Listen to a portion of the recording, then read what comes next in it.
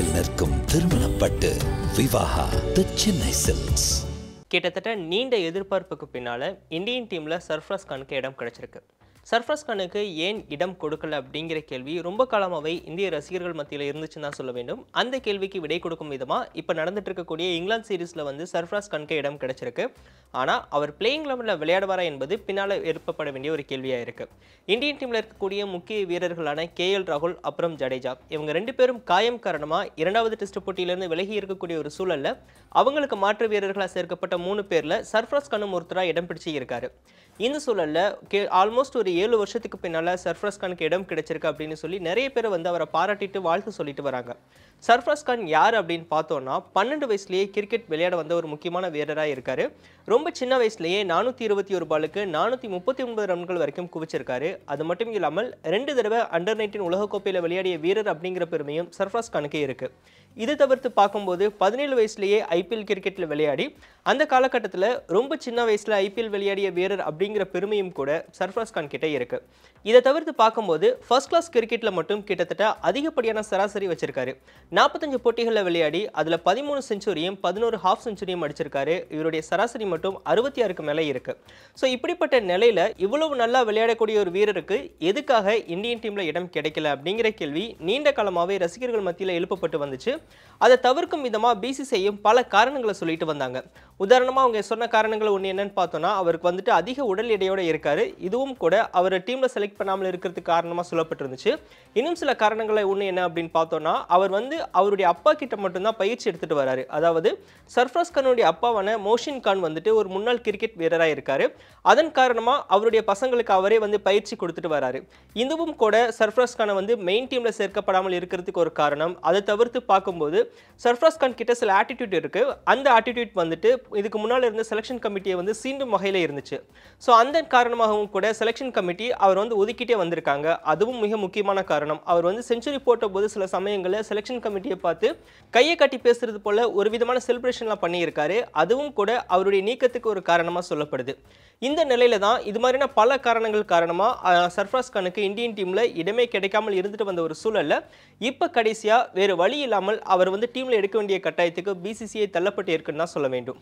ரஞ்சி கிரிக்கெட்டில் triple century, அது மட்டும் இல்லாமல் அதிகப்படியான சராசரி வச்சிருக்காரு. இங்கிலாந்து லயன்ஸ் டீமுக்கு எதிரான போட்டியில் செஞ்சுரி, இந்தியன் டீமோட சீனியர் கிரிக்கெட் டீம்களுக்கு எதிராக நடைபெற்ற போட்டியிலையும் கூட செஞ்சுரின்னு சொல்லிட்டு ஃபர்ஸ்ட் கிளாஸ் கிரிக்கெட்டில் அசத்திட்டு வரக்கூடிய சர்ஃப்ராஸ் கான் கிட்டத்தட்ட 3900 ரன்கள் ஃபர்ஸ்ட் கிளாஸ் மேட்சஸில் மட்டும் அடிச்சிருக்காரு. இப்படிப்பட்ட நிலையில தான் அவருக்கு இந்தியன் கால் வந்திருக்கிறது அவருடைய குடும்பத்துக்கு பெரிய சந்தோஷத்தை கொடுத்துருக்குன்னு தான் சொல்ல வேண்டும்.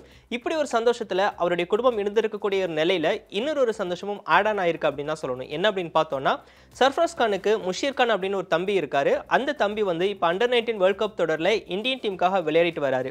இந்த அண்டர்-19 உலகக்கோப்பை தொடரில் இந்தியன் டீமோட ஸ்டாரா உருவாயிட்டு வரான்னு தான் சொல்ல வேண்டும். எதனால் அப்படின்னா, இந்த அண்டர்-19 உலகக்கோப்பை தொடரில் இந்தியன் டீமுக்காக அதிக ரன்கள் அடித்த வீரர் பட்டியலில் இப்போ இந்த முஷீர் கான் தான் இருந்துட்டு இருக்காரு. இந்த அண்டர்-19 உலகக்கோப்பை தொடரில் ஃபர்ஸ்ட் நடைபெற்ற அயர்லாந்து டீமுக்கு எதிரான போட்டியில் முஷீர் கான் 118 ரன்கள் எடுத்திருந்தாரு. அதுக்கப்புறம் USAக்கு எதிரான போட்டியில் 78 ரன்களும், இப்போ நடைபெற்ற சமீபத்தில் நியூசிலாந்துக்கு எதிரான போட்டியில் 131 ரன்களும் குவிச்சிருக்காரு. இதன் மூலமா இந்த உலகக்கோப்பை தொடரில் இந்தியன் டீமுக்காக அதிக ரன்கள் எடுத்த வீரர்கள் பட்டியலையும் கூட இப்போ இந்த முஷீர் கான் தான் முதலிடத்தில் இருக்காரு. 2016ல் இந்த பெருமை அவருடைய அண்ணன் சர்ஃப்ராஸ் கானுக்கு கிடைச்சிருந்துச்சு. இப்போ 2023ல் அண்டர்-19 உலகக்கோப்பை தொடர் நடந்துட்டு இருக்கும்போது இந்த பெருமை அவருடைய தம்பி முஷீர் கானுக்கு கிடைச்சிருக்கு. அது மட்டும் இல்லாமல் ஒரு அண்டர்-19 உலகக்கோப்பை தொடரில் 2 செஞ்சுரி எடுத்த வீரர்கள் பட்டியலில் ஷிகர் தவானுக்கு அடுத்தபடியா இப்போ முஷீர் கான் தான் 2வது இந்திய வீரர் அப்படிங்கிற பெருமையும் கிடைச்சிருக்கு. இதுக்கு முன்னால் ஷிகர் தவானை தவிர்த்துட்டு வேறு யாருமே ஒரே அண்டர்-19 உலகக்கோப்பை தொடரில் 2 செஞ்சுரி போட்டது கிடையாதுன்னு சொல்றாங்க. அந்த வகையில் இந்த ஒரு புதிய சாதனையும் கூட முஷீர் கான் படைச்சிருக்காரு.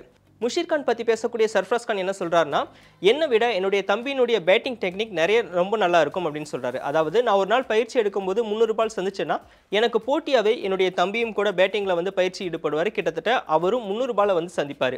அது மட்டும் இல்லாமல் பேட்டிங் டெக்னிக்கை பொறுத்த வரைக்கும் நானே கூட சில நேரத்தில் பேட்டிங் பண்ணும்போது கொஞ்சம் பயப்படுவேன், கொஞ்சம் தடுமாறுவேன். ஆனால் என்னுடைய தம்பியோட பேட்டிங் டெக்னிக்கை பார்த்தோன்னா அப்படி எதுவுமே இருக்காது. ரொம்ப காமாக வந்து அவருடைய பேட்டிங் டெக்னிக் இருக்கும். அவருடைய ஒவ்வொரு அசைவுகளும் கூட ரொம்ப கிளியராக இருக்கும். குறிப்பாக அவருடைய அவருடைய ரிவர்ஸ் ஸ்வீப் ஷாட் வந்துட்டு ரொம்ப பர்ஃபெக்டாக இருக்கும் அப்படின்னு சொல்லியிருக்காரு. அதே நேரத்தில் ஸ்வீப் ஷாட்டை பொறுத்த வரைக்கும் எனக்கு தான் நல்லா வரும். எதனாலனா எனக்கு வந்துட்டு எக்ஸ்பீரியன்ஸ் இருக்கக்கூடிய காரணத்தினால ஸ்வீப் ஷாட் நான் நல்லா ஆடுவேன். என்னுடைய தம்பி வந்து ரிவர்ஸ் ஸ்வீப் ஷாட் வந்து ரொம்ப நல்லா விளையாடுவார் அப்படின்னு சொல்லியிருக்காரு. எனக்கே சில நேரங்களில் உத்வேகம் தேவைப்படுதுன்னா என்னுடைய தம்பி பேட்டிங் பண்ணுறதை வந்து நான் பார்ப்பேன். என்கிட்ட ஏதாவது பிரச்சனை இருக்குன்னா அவர்கிட்ட இருக்கக்கூடிய டெக்னிக்கை பார்த்து நான் கற்றுக்கொள்வேன் அப்படின்னு கூட சர்ஃப்ராஸ் கான் குறிப்பிட்டிருக்காரு. ஒரு பக்கம் சர்ஃப்ராஸ் கானுக்கு இந்தியன் டீமில் இடம் கிடைச்சிருக்கிறதுக்காக நிறைய பேர் வாழ்த்திட்டு வரக்கூடிய அதே ஒரு சூழலில் இன்னொரு பக்கம் அவருடைய தம்பி அண்டர்-19 உலகக்கோப்பை தொடரில் கலக்கிட்டு வருவதையும் நிறைய பேர் பாராட்டிட்டு வராங்க.